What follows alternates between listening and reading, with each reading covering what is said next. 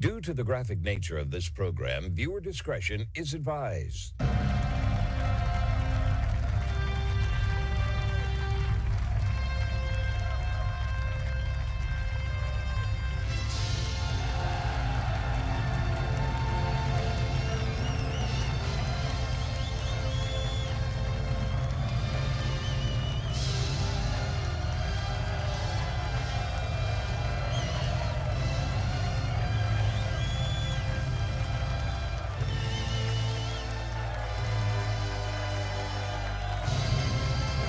Hello everyone, and thank you for tuning in to today's broadcast. It's the Thursday, June 25th, 2026 episode of the Marco Geray Show, the only show where the facts are facts and hard truths thrive. Let's get down to business and start off our Thursday program the right way. I'm so sick of The View.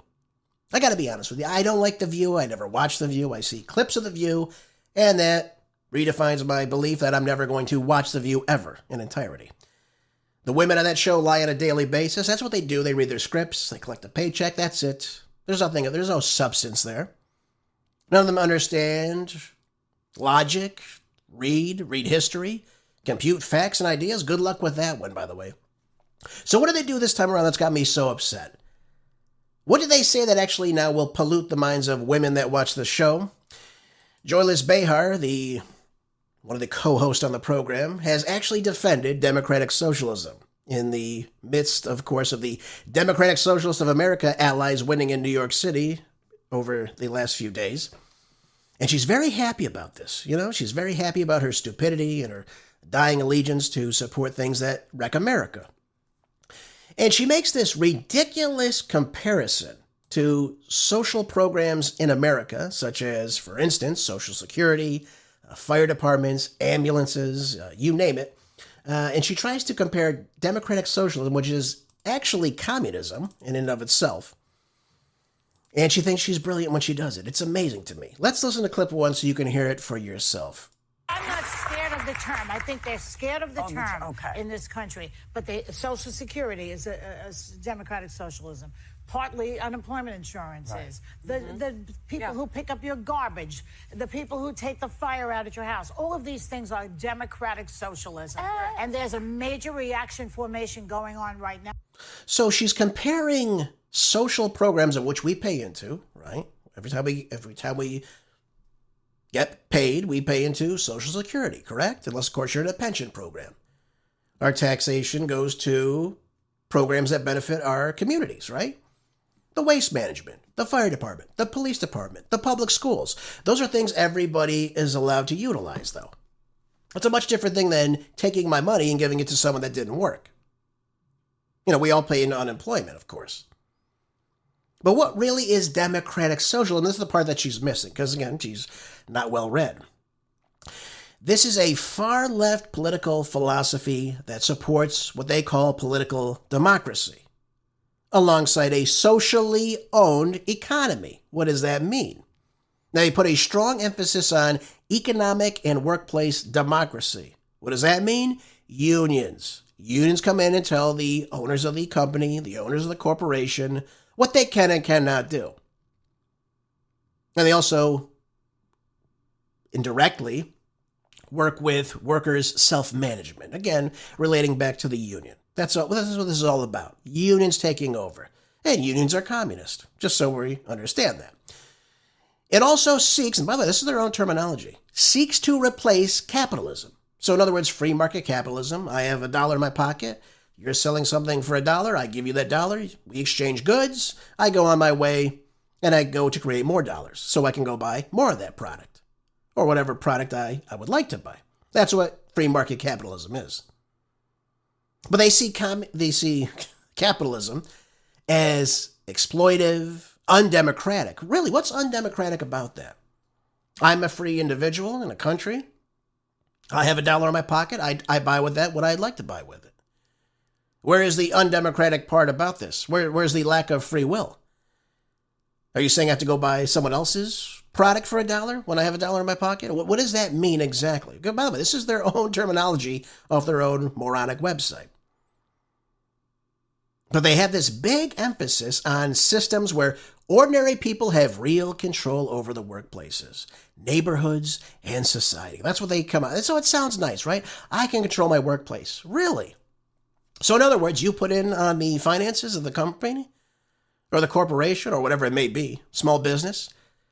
So if I go work at a pizzeria, I come in and say, you know what, I want X, Y, and Z, hand it to me, thank you so much.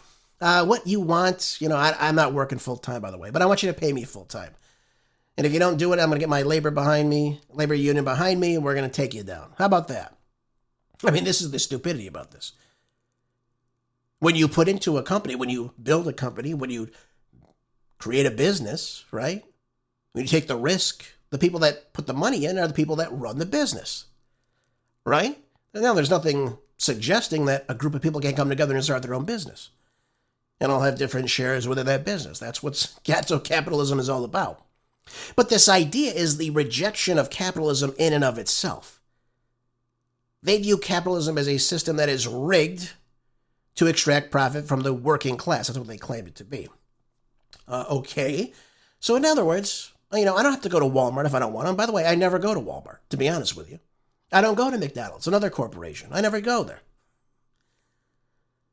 I can pick and choose where I want to spend my money. I don't go to Starbucks anymore. You know why? Because they take money that's given to the company and they use it to help people get abortions. Excuse me, women get abortions, not people, women. And I said to myself a long time ago, I said, I'm not going to support this anymore. I'm not going to give my money for overpriced coffee so they can give it to Planned Parenthood. In other words, to promote murder. I'm not going to do that anymore. And by the way, ever since I made that decision, I've never gone back. They never gotten a dime from Marco Gervais. That's me voting with my wallet. I don't have to go to Starbucks if I don't want to. I'd rather go to Dunkin' Donuts anyway. Much better coffee, in my opinion. I could be wrong, but I don't think so. So where is the injustice? Where am I being exploited here? I can go also to a small business coffee shop too, by the way, if I want to. There were plenty around where I lived. Lots of coffee shops. I can go to a small business coffee shop. I might pay a little bit more, but I had the opportunity to do that if I wanted to. I don't have to go to Starbucks or Dunkin' Donuts or Pete's Coffee or wherever the hell else I may go. I make up my own decision. So no one's taking my money from me. I am spending it as is, as I see fit. That's my own choice. And if I don't want to go to a major grocery store chain, I go to a smaller grocery store chain if I want to. Everybody has options in this country. But they throw the term democracy in there to make you think that everyone is involved in this process. That's not true at all. In fact, real democracy would be, obviously, we voting in an election, and then who we elect represents us. That is true democracy in real form. That's what it comes down to. But this idea of social ownership, I mean, again, it sounds nice, but really, does it sound nice? They want things to be publicly owned. Well, then, in order for that to make sense, you would all have to put into that. So they talk about energy, transportation, major industry should all be collectively or publicly owned. Well, then, if I want to buy shares in Dell, if I want, or Alphabet, I can buy shares in it. But for me to come in and say, what, I'm going to be controlling this right now. I'm going to control exactly what takes place on Google right now because I bought a share in the company. That's not how it works. If you want to take risk with your money, you want to start a business, and you want to do things like that, you've got to put in. That's what it comes down to. I mean, again, that is the taking away of private property from somebody. That's what it comes down to, okay? But they really support this gradual reform. Some accept the revolutionary methodology about this to achieve their goals. Think violence. That's what these people stand for, by the way. I'm not saying Bernie Sanders comes out and says to go out and commit violence, but I'm saying some of the radical elements, they look at things like that. They oppose authoritarian socialism, in other words. So they reject the Marxist-Leninist standard of command economies, things like that. But again, for them, it's all about power. They never relinquish their power, do they? Has Bernie Sanders ever said, don't pay me as much as I'm getting paid right now? I want that money to go someplace else? Never. It's never happened ever. And so when I listen to this woman talk about democratic socialism, how it's so fantastic, again, I read to you yesterday a lot of their policies, single-payer health care. We've heard mum dummy time and time again, free grocery store, free bus rides, freeze the rent on the housing, basically telling landlords what they can and cannot charge for people to live in houses they own. It never works out, folks. We've never seen it work out yet in any of its existence, have we? But they want to push us to the brink. They want to push us closer and closer towards this because at the end of the day, it's always about more control. But we can't have private housing in this country anymore. It's too exploitive, right? Right? Everything's exploitive to them. Well, so I'll say there's people that don't exploit people. I'm not saying that at all. But what I am saying to you is that the government will never operate in a way that's always fair to everybody. Everyone's going to have their own quarrels with certain things. That's the way it's going to work. But to say that private property, private ownership of goods and services, and wanting the government to come in and run everything, can you point to any government program that controls any one sector of the economy that has done a great job with it? No, people on their own do, because again, that's what attracts you to that particular person. So let's say, for instance, I'll use coffee again, right? It's the morning time. I'll throw a coffee in there. Let's say the government came in and said, we will control every single coffee sale in this country. Anytime you want coffee, it's USA Starbucks, right? And the government takes over Starbucks. So anywhere you go, you've got to work with the government, in other words. And what will that lead to? More regulations, of course. Absolutely, 100%. And the other problem is you have no other option now. Now the only place you can go get your coffee is that USA Starbucks now. So if, for instance, you have crappy service, well, if you want coffee, you got to go there. It's almost like if the DMV took over everything. That's exactly what they would like it to come to. And we all see how healthcare has worked under their, single-payer healthcare program, right? The Affordable Care Act. We've all seen how prices rise, not decrease, not become more affordable, but they've risen over time. They've done the exact opposite of what they said it would actually do. These are Fabian socialists. This is what they would like. They would like to see the takedown of America, and this is the way that they see fit to do so. That's exactly what it comes down to. That's why they have the environmental programs, again, to limit the expansion of certain elements of the energy sector, if you will, things of that nature. Private ownership of vehicles. They would love everyone to take a bus to work and just scrap the private ownership. How would that work out in our society? Not very well, folks. So Joy doesn't really know what she's talking about. Neither do the other women on The View either. I just point out to her, of course, because she's the one that came out in support of this, which again is completely ridiculous, right? Single-payer healthcare, the Green New Deal, defunding police, refunding communities, worker cooperatives. What is all this nonsense? These are all things the Bernie Sandersites, the AOCs of the world, this is what they support. Right? Bernie Sanders never saw a tax he didn't want to put on anybody. Right? Millionaires and billionaires. Now he's got to go with trillionaires, right? We have Elon Musk, who's apparently a trillionaire now. We cannot have a trillionaire. We cannot have Elon Musk. He is too wealthy. We must go in. We must take his wealth. We will tax him 100%. We will take everything he owns, and we will use it for the government so we can have no Social Security by 2032. Thank you so much. I'm Bernie Sanders. Vote for me. This is what these idiots do. Bernie Sanders has been in government since what, 1991? Have things gotten more affordable or less affordable since 1991, folks? And I know both sides spend like a drunken sailor. I understand that. But what policy has Bernie Sanders issued, of which he is a democratic socialist, of which he has polluted so many minds? What policy has made life more affordable or better for the average American? I can't think of one. And by the way, I've looked. I can't find any bill Bernie Sanders has sponsored, co-sponsored, pushed that has made things better. It's all about destroying the way of America. the traditions of America, our societal norms. All of this is about changing the government. And by the way, Barack Obama did a nice job of course, ushering in that idea of democratic socialism. Again, that's when Bernie Sanders came to light under the Obama years. With a single-payer health care, all this other nonsense. But it never works on the end. And by the way, I'm all open to see ideas, of course. You know, they point to Norway, Sweden, Denmark, Finland. These are countries of a few million people. And they say, well, look at this single-payer healthcare program they have. It's so great, so wonderful.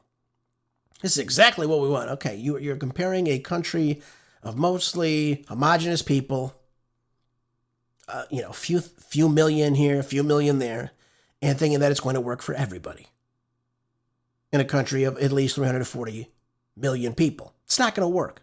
It'll never work. What makes America great is free market enterprise, entrepreneurship. Have you ever heard Bernie Sanders ever say the words entrepreneurship, ever, in a positive way? Does he ever encourage people to own their own businesses? He never does. It's all about government controlling everything, every aspect of your life. How much would you like that, folks? Everything you do, you got the government on your back? Really? This is what you would like? And by the way, once the government owns everything, how do you ever get out of that? You never get out of it, which is the whole point of the reason why they want to do this. It's all about more control. Never forget that. Again, Bernie Sanders can't point to any great example. Oh, he can point to a single-payer healthcare program in Sweden, of course. Look how good Sweden's doing right now, by the way. And again, you can look at models like Canada, for instance. You can look at models, for instance, like, the UK. Some of the crappiest healthcare services in the world. I was listening to Thomas Sowell a while back, and he was asked a question about single-payer healthcare. And he said, there are cases, and he was talking to Peter Robinson, who was interviewing him at the Hoover Institute. Brilliant series, Uncommon Knowledge. And he said to him, I forgot the particular question, but he asked him about single-payer healthcare, and he goes, why doesn't it work, Tom? That's not verbatim, but that's what he asked him. And he said, there are cases, for instance, in the UK, where you have women in hallways having children. Because in a single-payer healthcare program, it doesn't matter if you deliver the child perfectly or not. It doesn't really matter. And they'll get to you whenever they damn well please, because that's the way the system works, just like the DMV. It doesn't matter if there's a line outside the door and around the corner. They'll get to you whenever they feel like it. So they'll go on break for an hour. They'll come back in. They'll take their time because it doesn't matter. They don't have to serve you in a way as someone who has their own private business. So in other words, if you had a hospital that operated that way, you're probably going to go to the hospital that has, obviously, not women having children in the hallways waiting for a doctor to come see them. You're going to go to the hospital with the best quality care, the best service. That's how free enterprise works. So in other words, if I don't want to go to Starbucks because, again, they take your money and they give it to Planned Parenthood, I don't have to go there. And I will not go there. I'll go to Dunkin' Donuts if I want. That's my choice, though. If the service is bad at Dunkin' Donuts, I'll find another place. And so on and so forth. That's the way things work.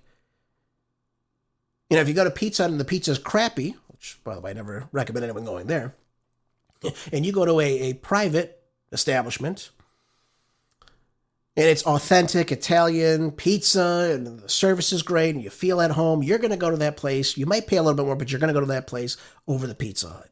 I guarantee you 100% of the time. Because that's free market capitalism. That's what it's all about. I get to choose. Not you. You don't choose for me. I get to choose. So I get to choose my doctor. I get to choose where I take my wife when she's having a child. I get to pick a doctor that I feel is going to be able to make sure things go well, they're safe, they have a good track record. Those are all things you want in a physician. You don't want to be told, yes, you must go see this physician, and you can't go anyplace else. Oh, by the way, you're going to pay 60% more than you paid just a couple years ago. No one's going to want that, and no one does want that. Now, of course, Joy Behar, she's a multimillionaire. She can pay for a private doctor. By the way, that's what people do in Canada, too. in their single-payer system. They can come to America, they can get access to healthcare that way, and they can pay out of pocket. Now, I don't deny that in some cases medication is cheaper in other countries because, again, of the red tape in America, which Trump is trying to cut through, by the way, and rightfully so. He's working on fixing that. That's a good policy by Trump. But this idea of single payer, why would you want everything to go into one single system? It doesn't make any sense. Create competition. Competition works because the other guys will say, listen, I got to do better than this guy. If I can find a way to bring my cost down, I can do better than this guy. And that's what makes things work. Or maybe you want to pay for higher quality. That's a way too. But that's the way America is supposed to work. Free market capitalism. That's the way it works. And that's what made America great. And if we return to that philosophy, America will become even greater than it is already.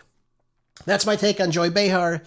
Take that to the bank with you, cash it if you will. That's the way it should be. Oh, by the way, I do want to talk a little bit about what's going on with NATO right now. We had Mark Rutte on with Bret Baier yesterday, and he made some really outlandish remarks that, again, I'm a little bit shocked about. And he doesn't have Italy and Romania very happy with him right now after he made some remarks about their involvement in the U.S.-Iran war. So on Wednesday, he pushed back, pushed back up against his remarks by NATO Secretary Mark Rutte. And he made the claim that hundreds of U.S. aircrafts had taken off from American bases in Italy to support military operations against Iran, thus bringing in Iran to the mix. And Iran is not happy about this. Take a listen. And I totally understand the disappointment. But when you take, for example, Italy, 500 U.S. planes took off from U.S. bases in Italy to support Epic Fury. So this is massive. When you look at the whole of Europe, again, it's between 4,000 and 5,000. A country like Romania, its capital, Bucharest, they had to cut down on commercial air flights and airplanes because they had to use the airport for the tanker facility. So all this is taking place. Italy is not happy about this now. Now you've even got Prime Minister Giorgia Meloni now. Her government is coming out repeatedly saying they didn't authorize the use of any Italian territory for direct military action against Iran. Even their own defense minister said Italy had acted in full compliance with their constitution, with international treaties and agreements governing allied bases on its soil. So what it comes down to, and by the way, we look at how the countries responded when Trump reached out to them originally. Italy didn't run to President Trump's defense. France didn't do the same thing, although at one point they said they were going to send a ship to the Strait of Hormuz to reopen it. They never did that. They never followed through on it. The UK, none of these countries did that. Even Merz, who's now gung-ho on building up their military, didn't even do anything. None of them did anything. And really outright, they refused Trump, which caused him to, again, rebuke them, of course. But what I see here is there's no sign Italy, Romania aided or abetted the U.S. in any way, militarily at least. Certainly not in any offensive terms. Certainly didn't provide any resources or anything during this war. What it seems to me is that, yes, they allow them to access their military bases in Italy, but that's really an indirect form. That's what it comes out. So in other words, if you look at the Gulf Arab states that we have military bases on that use those bases to strike Iran, that's much different than landing a plane on its way to one of these military bases coming from Italy. That's just simply not the same thing, in my estimation. But it has sparked some ire coming out of Iran now. Iran is saying, look at, now we have Italy and Romania now that are, again, aiding and abetting the United States. So it's creating this rift, of course, between Europe and Iran now, which is nothing positive, of course. But again, you have the defense minister of Italy coming out saying, listen, we followed all of our agreements with the UN, and Iran now is upset saying, look, you have UN members now coming out and helping the United States. We're already seeing ties between Meloni and President Trump now, following their latest public spat over last week's refusal of Italy to support U.S. military actions in Iran. So it's not adding up what Rutte is saying right now. You know, coming out and saying, again, that what they did was helping Operation Epic Fury. Really, none of the evidence suggests that. So again, I'm not sure why he went out and said that. Obviously, I think if Italy and Romania were to come out and support the United States in a direct military fashion for strategic purposes to strike Iran, Trump would have come out and said something. But the entire time, the last 4 months, he's done the exact opposite. He's saying, Italy's not doing what they're supposed to. The EU's not doing what they're supposed to. France, UK, Germany, none of them are helping us out. And then he was even encouraging these nations to come out and open it themselves, which none of them did. So, well, we can look at Italy hosting 120 different U.S. military bases. None of them were aiding and allowing attacks coming directly from those bases to strike or go and directly strike and hit Iran. So we should, again, make sure that's very, very clear. This is a time when we are trying to focus on peace, or at least work towards peace. This is what we want. We don't want to see more chaos being sowed between Iran and, of course, members of Europe and other UN states. Nothing positive comes from that. So again, I don't understand why Rutte said this. I don't know if he's trying to create more tension in the region. I can't tell you, but again, the Italian delegation has, again, refuted this time and time again. And by the way, there's no evidence, again, that supports this. So why he said that, I don't know. Yeah, I think it's time we left NATO, though. I really do. I believe that wholeheartedly. Let's get out of NATO. Let's stop this nonsense. There's no reason for us to be in it. Let's get out of it. Let's be done with it. All right, let's shift our attention over to domestic policy inside the United States. Trump is upset, though, that oil prices have yet to come down. And by the way, he's actually listed now Exxon, Chevron, Shell, BP, among these companies being responsible for the high fuel prices that we see right now. And he's even gone on to talk about how even so, some of these companies now are even price gouging. Imagine that. So again, you have the government coming in and saying what you can and cannot charge and what is satisfactory to the government and what is not. But he went on to say oil prices have come down so much and we are not seeing anything at the pump by comparison, the way they should be. This is what President Trump was quoted telling the BBC now. He said, we should be, in my opinion, at $2.25 a gallon right now at the pump, and we are higher than that. Now, well, again, I will agree with President Trump that the price per barrel of oil, so again, if we're looking at, for instance, if we're looking at Brent crude, West Texas Intermediate, we're seeing the prices significantly drop right now. Again, I'm not denying that. However, what you are not seeing is the overall price of oil that's about to come. So, in other words, if we're looking at Brent crude right now, it's $75.50 per barrel, right? It's upticked a little bit today, all right? But it has gone down significantly. However, where it was a year ago is down quite a bit more than where it is today. So again, early in the show, as you know, when I do my weekly economic report, we go over the stock market numbers. It was always in the mid-60s range. Low to mid-60s range. That's what it was. So now we're in the mid-70s range. It's dropped significantly. I think its high peak was $124 per barrel for Brent crude. West Texas Intermediate was somewhere around there. But if you look at prices where they were a year ago, even today they're also elevated. But here's the biggest problem about all this. And this is why I want to share a lot of this with you. Trump is talking about how we're making these negotiations, we're making everything work, and he's upset that the big oil companies are not dropping their prices at the pump sharply enough to make up for what they're paying for the oil. Well, here's the problem. The price you're seeing on the market today are not the prices of the oil that has been refined, that has been shipped, that has made it to where it needs to go to make it into the gas station to be pumped into your vehicle. Or in any other situation, by the way. You have the American Petroleum Institute said that the retail fuel prices don't move in lockstep with crude oil. The oil shares the goal of delivering relief at the pump and restoring stability to the global market. That's what they're saying. However, what they're not telling you This is the kicker about this. Isn't price gouging. This is reacting to what the market is doing. So let me explain it to you. This is, again, very, very important. If we look at the Strait of Hormuz right now, despite Trump's positive outlook that the war is over, that we're going to come to a deal very soon, that the Strait of Hormuz is wide open for sale. We've never seen so many ships leaving the Strait of Hormuz. It's like we've never seen anything like it before. That's not true. And I can say this to you very clearly because if you look at marinetraffic.com, it'll show you all the traffic coming in and out of the Persian Gulf. Now, mostly the ships that are leaving are Iranian vessels. These are vessels, as I'm told yesterday, there were 12, and they were headed to places like China, India, Singapore, not coming to Europe or the U.S. That's key right now.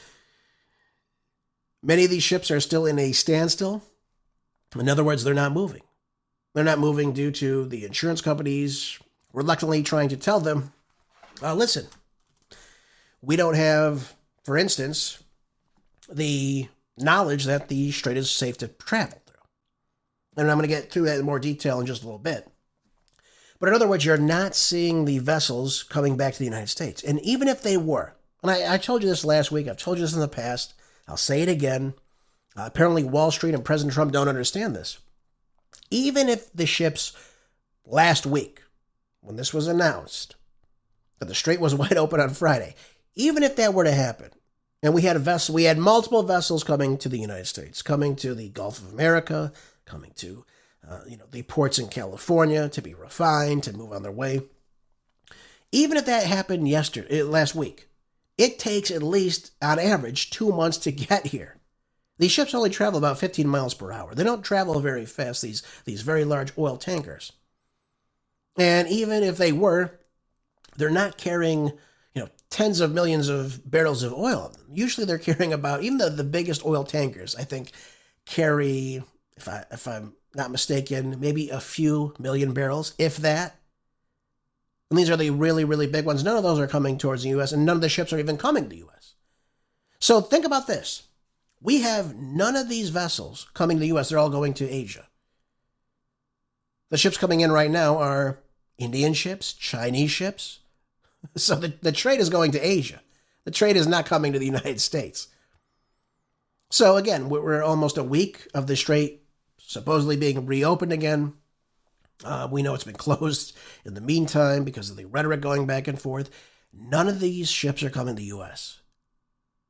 And I've been very clear with you, the heavy crude oil that is necessary to produce diesel fuel for the 18-wheelers, the heavy crude that is crucial for jet fuel, are not coming to the U.S. That's why we've dipped into the strategic petroleum reserves. So if you're an oil company and you're relying on the emergency reserves that we have, and you're saying to yourself, nothing else is coming in. There's no oil tankers coming into San Pedro. There's no oil tankers coming into Texas, right? There's nothing coming into Alabama or Louisiana where these refineries are that serve the crude oil to refine them down, to process them, to make them into the diesel or to the jet fuel, which we need. We don't have that here in the U.S., in other words. Despite us producing a hell of a lot of oil in the world. We can produce all the oil in the world. We don't have that type of dense crude oil, which is used for diesel and jet fuel. So at some point, ladies and gentlemen, I think the oil execs would look at this and say, listen, we've got nothing coming in. We got nothing right now, except for what we already have that we're refining right now. But we're months away from getting anything coming out of the Persian Gulf, of which we need. Now, it is true we have some of this heavy crude oil coming in from Venezuela. That's true. But it's not enough to satisfy the demand here in the United States. And that crude oil that comes out of Venezuela is very, very thick. It's very dense. It's very, very heavy crude oil. It takes much more to refine it. We do have the refineries that do so, but it takes longer for the process. So in other words, it's not like the heavy crude oil that comes out of the Persian Gulf or out of Russia. That's where this really heavy crude to make the diesel, to make the jet fuel comes from. And it's not coming here. So we've got a problem on our hands, folks. We've got a big problem, and I think the oil companies understand this, so they're saying, until we get this flow of oil coming back in at a regular pace, we're not going to start dropping these prices yet.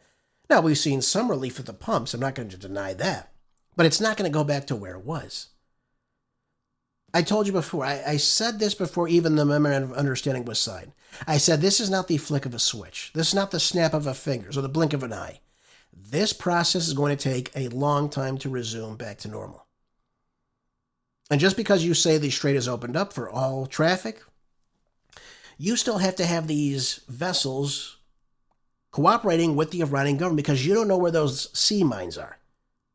And no insurance company, Lloyd's of London or anywhere else in the world, are going to tell ships that have been sitting there for 3 months, ships that probably need some maintenance done right now, that it's all good and well to just traverse the strait. It simply isn't going to work. And again, so while we see Brent crude, Murbain, West Texas, again, they're dropping, the bottlenecking is going to catch up in the next couple of weeks. And right now, Trump has even come out and said himself that we likely have about a 2-week supply left in our strategic petroleum reserves. That's all we've got left inside the United States. So Trump has got to make a decision. Are we going to start producing more diesel or are we going to start producing more jet fuel right now? You can't do both, I'm told. So if you have a summer trip planned, and you want to go somewhere, the reality is that trip might not be happening, folks. That's what I'll tell you. Or maybe the food doesn't get to your grocery store. One or the other. What's it going to be?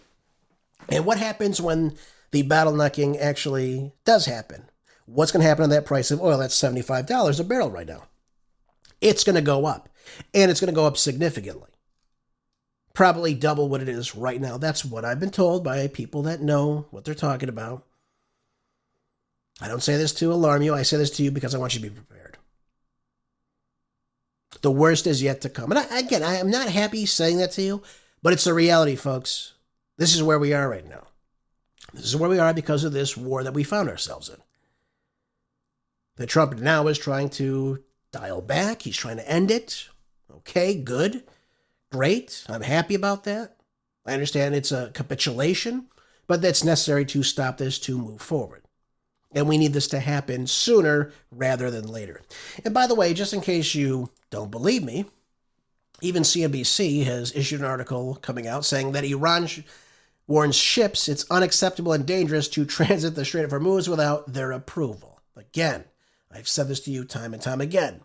The IRGC now is even warning ship owners on Wednesday evening that a new transit route through the Strait of Hormuz established without coordination with Tehran is unacceptable and it's dangerous. Because if they don't know where those landmines or sea mines, if you don't know where they are, you risk hitting them.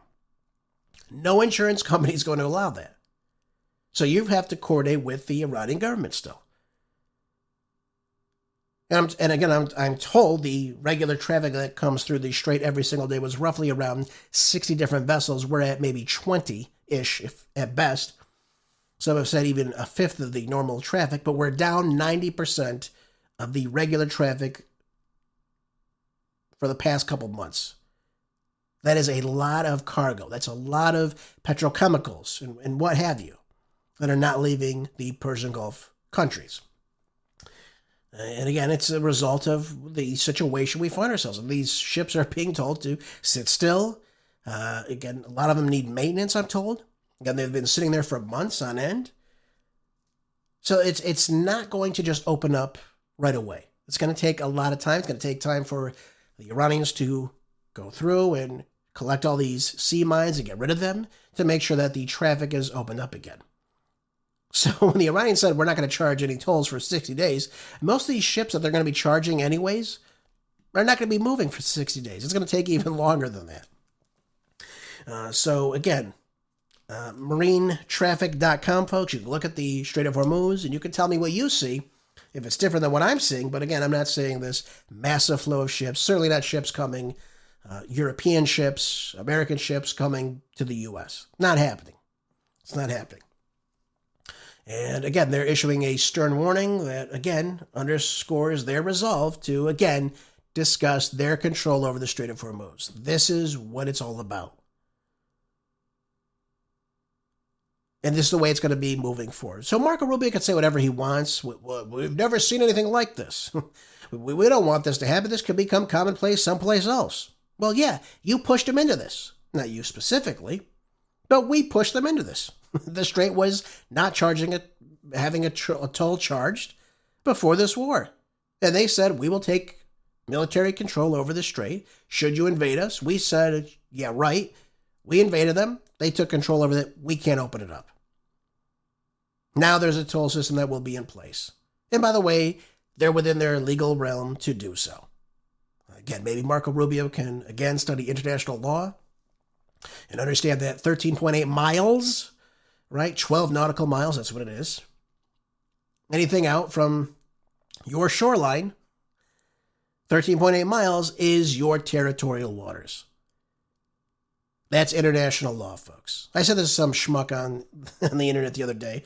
You don't know what you're talking about. I go, really? I go, we have territorial control over 13.8 miles out from our shoreline. Anything within that boundary is ours. We can control those waters. Those are territorial waters. Same thing goes with Iran, and same thing with Oman on the other side of the Persian Gulf, which they both have agreed on, that they will charge a tolling system.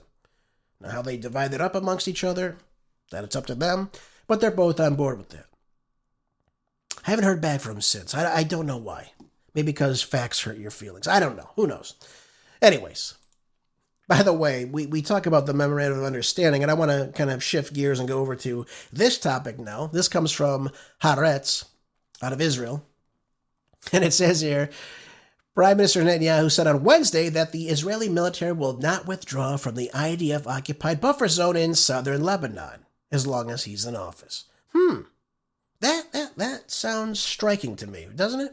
Does it sound odd to you folks? Didn't President Trump just recently come out and suggest that, yes, he tells Bibi what to do, and yes, Bibi's going to do everything he wants him to do? Didn't he say that? Memory serves me correctly, that's exactly what he said. Take a listen to clip 3. Your relationship with Netanyahu's... It's good, but we have to keep him a little bit sane. Are you going to be able to control Israel from attacking Lebanon? Yeah, I will be. I mean, I wonder. They have a lot of respect for me, and they do as I say. They do as I say. Well, that doesn't sound like he's doing what you say. As long as I'm Prime Minister, we will maintain the security zone in southern Lebanon. We'll be the first in the world to solve the explosive drone problems, he added. Doesn't sound like he's leaving anytime soon. Doesn't sound like he's going to give up any land or territory. In fact, it sounds like the exact opposite. What did he tell the Jewish News Syndicate just the other day? He said things that, again, conflict with what President Trump has said. Again, take a listen to clip 4. Lebanon, we exploded, I don't know if to call this the beepers or the pagers. What do you use in America? Beepers. We exploded the beepers. We took out Nasrallah. We decimated Hezbollah's military machine. We prevented the Ridwan force from invading the Galilee. We destroyed over 90% of the 150,000 rockets and missiles that Hezbollah amassed against us. We established a security zone in Gaza. We established a security zone in Syria. We established a security zone in Lebanon, and we shall keep it as long as is necessary to protect our people. So in other words, by the way, who will use a beeper in 2026? Anybody? I mean, maybe in 1999 he used a beeper. I don't think that's a thing anymore. By the way, the beeper attack on Lebanon, which was a terrorist attack, which, by the way, we have members of the U.S. Congress that were very much in favor of this. I remember Mike Pompeo said what a brilliant strategy this was. It was a terrorist attack. Israel got a hold of these beepers that were going to members of Hezbollah, which opposed the Israeli occupation of southern Lebanon, where they live, by the way. It's a militia organization. Would not exist if had not been for Israel doing this, by the way. And by the way, Hezbollah has kicked them out in the past. most recently in 2006. What they did was they put these C4 and these beepers that were going to so-called members of Hezbollah, and they detonated the beepers at the same time. Now, in the process, innocent people were killed, not just people that were in Hezbollah, and many thousands of people were injured, including children. Ladies and gentlemen, that is a terrorist. By the way, let's say, for instance, let's just use an example at home we can all understand here in the United States.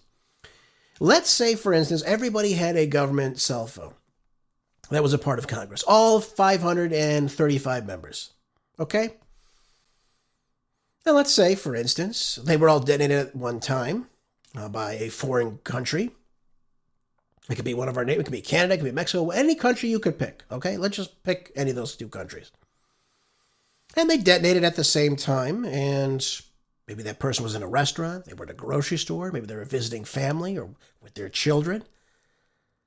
And they detonated and they killed people. I forgot how many people they killed. I think it was 43 people. Don't quote me on it. I think it was 43 people were killed. But thousands indirectly were injured as a result of this.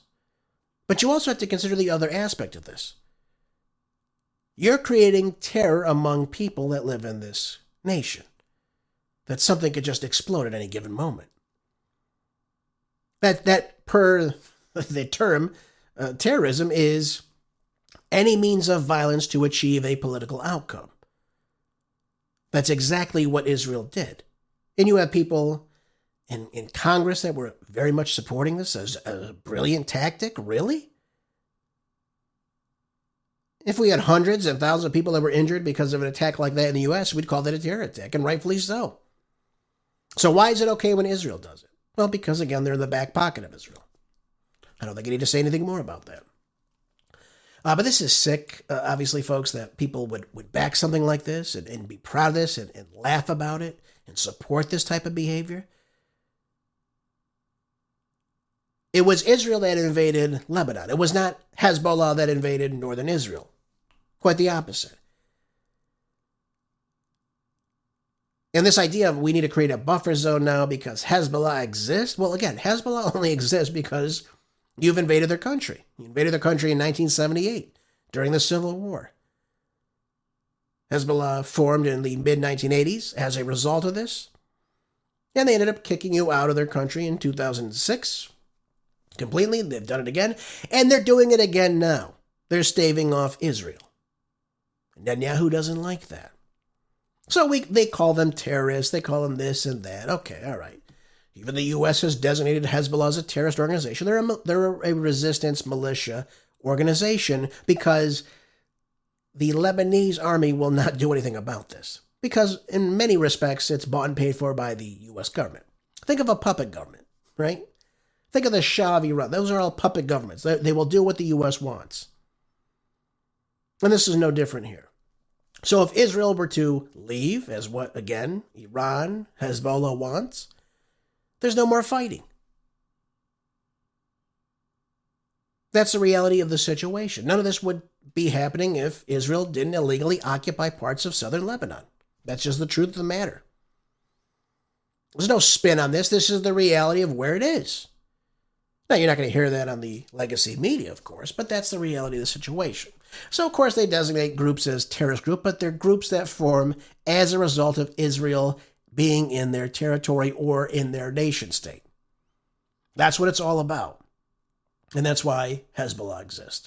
So Netanyahu obviously wants to stay in power. He obviously wants to make sure, of course, that, for instance, he gets Greater Israel moving. That's exactly what he wants.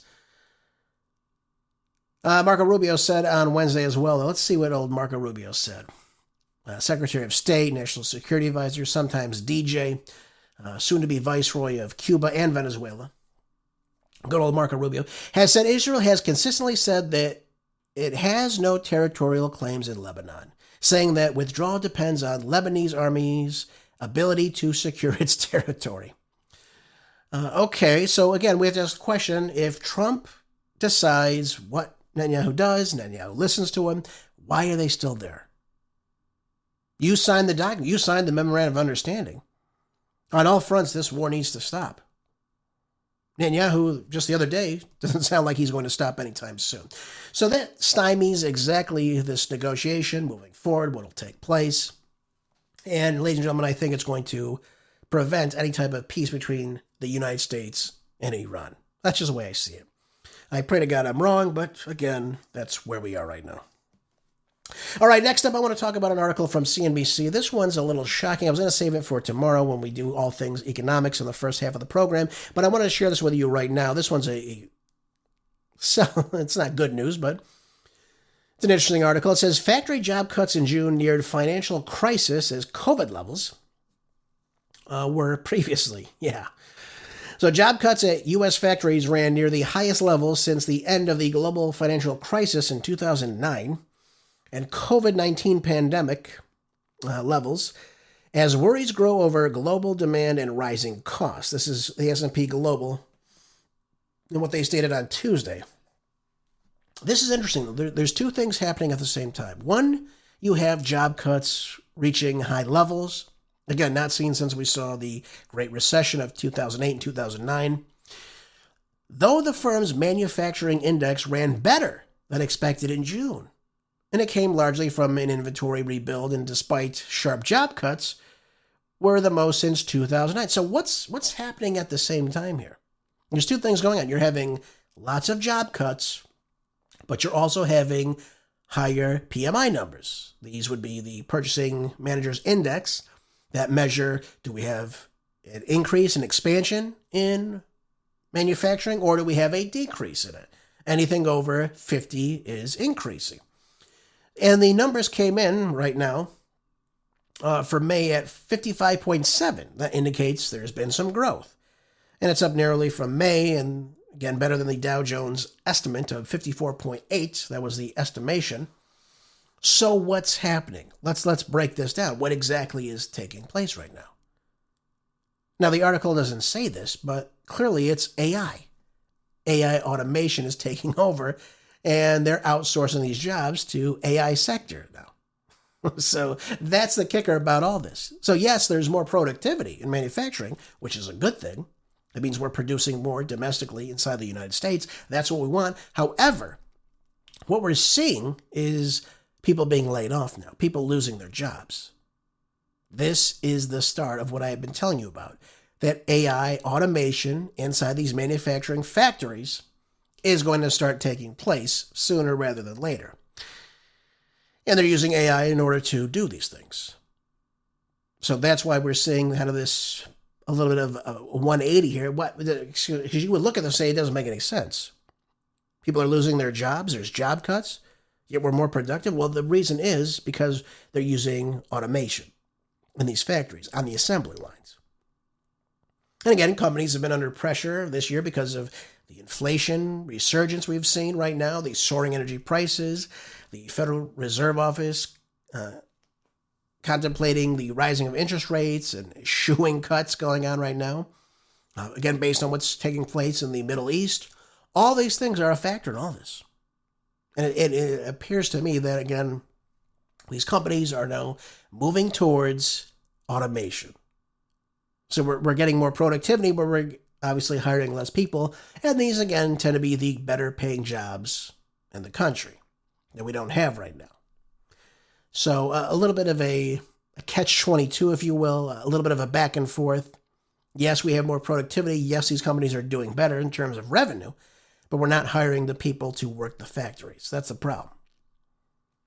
And Fed Chair Kevin Warsh last week characterized the economic growth right now as solid, as he attributed the elevated uncertainty as to part of the Middle Eastern conflicts. Well, he's right about that. But the other part is the AI factor that comes in here. Oh, by the way, too, this comes out of Fox Business. A Chinese supercomputer system has now surpassed an American computer for the world's fastest. Again, going back to AI. And this comes from an industry list published in Hamburg, Germany on Tuesday, giving China the edge over the United States with the fastest supercomputer for the first time since 2017. The Linshine, a system built in the Shenzhen Cloud Computing Center in China, this is one of their big economic sectors, by the way, Shenzhen, took the crown from El Capitan. Oh, a supercomputer housed at the Lawrence Livermore National Laboratory in California, which had reigned supreme since November 2024. Now, I read this to you for a couple of reasons. Number one, again, I go back to what Gerald Celente says. China's investing in business and the United States is investing in war. China's business is business. The United States' business is war. China's not involved in these overseas wars, are they? Are they giving foreign aid to all these countries that are fomenting wars? Of course not.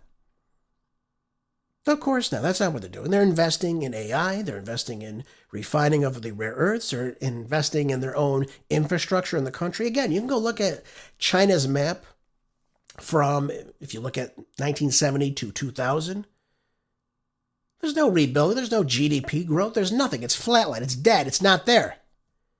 But then good old Billy Clinton ushers in China to the World Trade Organization in 2001. And their membership, outsourcing more jobs, more development, more industry coming in. And of course, they steal some of our patents in the process, of course. But as a result of it, you see them beginning to invest in their own country. You see more infrastructure being built, more highways being built. They're leading in the EVs now. I'm not saying you should buy an EV, but they're leading in that business. They're also leading in AI. They're also leading in the refining of rare earths, which we once did at one time in this country. So that's the only reason why I bring this up to you, because other countries are investing in themselves. They're investing in their country to lead in a tech sector, of which we used to do. We did all this, not them. We did it. And they wanted our products. But then in the 1990s, what began as a slow trickle and then started to kick up because of things like NAFTA and again, China, again, the World Trade Organization and the outsourcing of jobs. And they said they tried to sell it at the time as, well, these are jobs you don't want. We don't need those jobs anymore. Yeah, we do. Yeah, we do. Yeah, we need those jobs. Those are good paying jobs. And now we're losing those jobs to automation and AI. Yeah, nothing positive on that front, ladies and gentlemen. Oh, but by the way, something that is positive today, I do want to talk about this. I want to bring your attention over to this next topic out of Just the News. And it says, in the fourth and final decision issued today, the U.S. Supreme Court ruled in Mullen versus Doe, a case concerning whether the administration may terminate temporary protected status designations. Now, this comes at a time when they're looking at, for instance, the beneficiaries of the temporary protected status of people from Syria and Haiti, and they were not entitled to interim relief blocking termination of their TPS status. Isn't that interesting? So now this offers President Trump and, of course, the Department of Homeland Security and ICE to now move in and determine should these people stay here still. Now, again, I don't know if this is simply just these two countries or if this is just in this one case, which will take, obviously, precedence over other people claiming temporary protected status to stay in the United States. But this would obviously be a big win for people like, for instance, Afghanistan that Joe Biden put on these 747s and brought them into the United States, unvetted, and, of course, unchecked. So I don't know if this means people that have come here under this protected status will stay, or if the government will go in and say, bon voyage to you. I would think, hopefully, the latter would take place. So a big win by SCOTUS and a big win for the Trump administration. And by the way, another win by SCOTUS today. By the way, there's a couple of wins being racked up here. I'm going to go through this quick. We have about a minute remaining in the program. Thursday as well, the Supreme Court struck down a Hawaii gun restriction on limiting people who can carry firearms on certain private properties open to the public, which the Supreme Court, rightfully so, said infringed on their right to bear arms. So, again, split down the middle. Conservative versus liberal side, 6-3 rather. And what they said was, you can't have a measure that requires people to conceal carry permits and seeking permission from the private property owners before entering. That's against the law.